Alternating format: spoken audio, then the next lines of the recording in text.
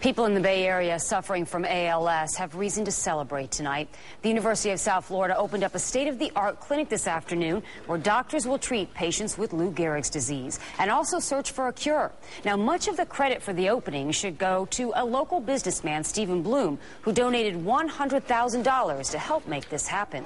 Also tonight, we can tell you that doctors and researchers have recently made an interesting new discovery in the fight against ALS. As Jeff Butera reports, they've figured out a segment of the population more vulnerable to getting Lou Gehrig's disease.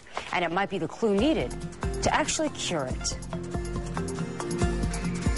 Ever since Lou Gehrig gave ALS a name, today, I consider myself the luckiest man on the face of the earth. Doctors have tried to figure out why someone like the baseball legend or someone like Matt June, who lives in Palm Harbor, get the fatal disease. Been a whirlwind of emotions, from the why me questions to disappointment to the frustration. But Matt's frustration sometimes gives way to hope, because researchers have recently found out more about this confusing disease, including a segment of the population that's more likely to get it.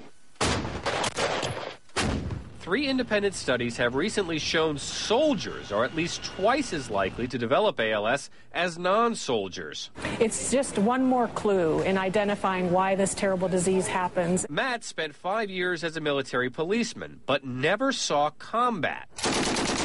Interestingly, the studies show that doesn't matter. If you're merely in the military, you're at a higher risk, leading Nancy Bailey, president of the ALS Association in Florida, to speculate physical exertion, physical trauma, environmental exposure, or inoculations could be the cause. Oh, it's huge. It's very important. This common link with all military veterans is going to be very helpful to everybody. Especially if they can pinpoint the cause, which could be the biggest discovery researchers have had since Gehrig was diagnosed, all the way to the time Matt was diagnosed. If something leads through me to finding the cure to this disease, then I did my part, and I'm fine with that.